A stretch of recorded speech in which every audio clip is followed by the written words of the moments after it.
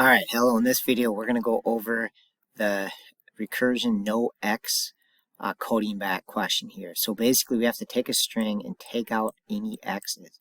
So if it was xa, xb, you just want to return ab. If it didn't have any x's, you just return the string that already is. If it was all x's, you'd return a blank string. Okay, so again, think of it in two terms, like the base case and the recursive step.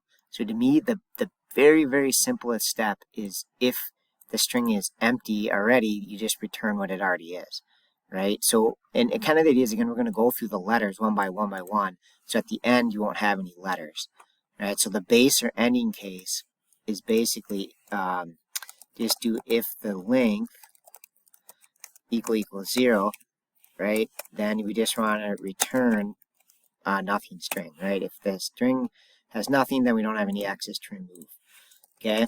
Else, then we're really interested in, we're going to go one letter at a time and see if it's an X.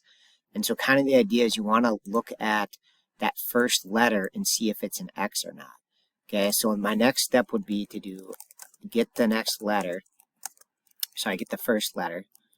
So I'm going to call str.substring of 0 to 1. That always gets us the first letter. And then I want to see if it is an X or not, right? Because that's going to drive whether we include it in the final string or not. Okay, so I'm going to do if letter dot equals an X, and then we're obviously going to have an else part of this.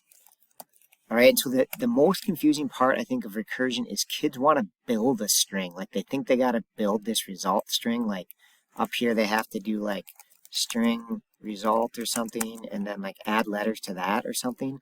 But that's not how recursion does it.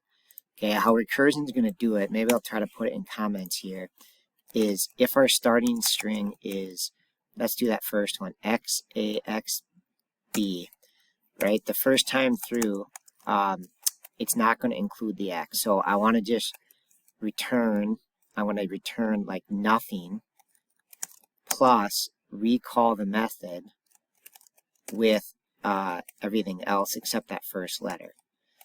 Okay, and that'll work as long as this noX works and takes the x out of here. That'll work. Right? And that's kind of the idea of recursion. You want to assume that that it can handle, like, that this part works. The recalling works. Anyway, so let's look at, so now if we call it with noX of axb, now it wants to return the a. So it actually is going to keep the a. So now I'm going to return a plus call noX on everything else, which would just be xb.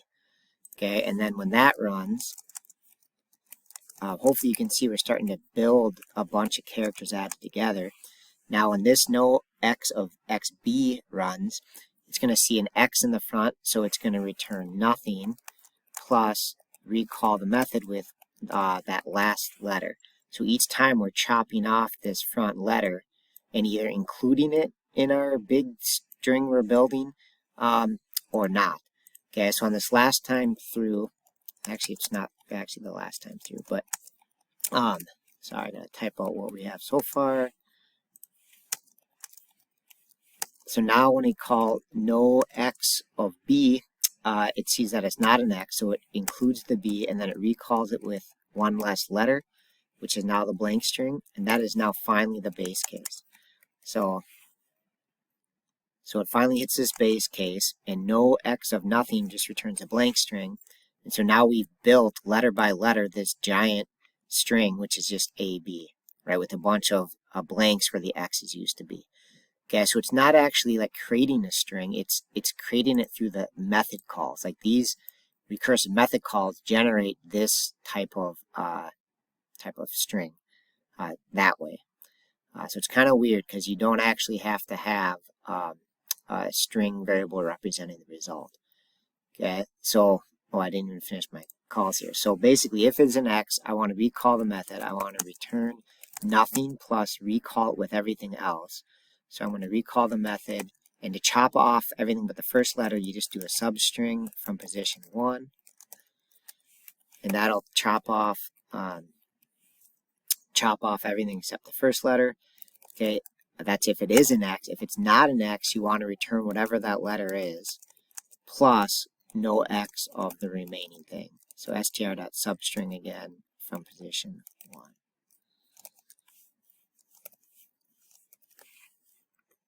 All right, and then if I hit the go button there,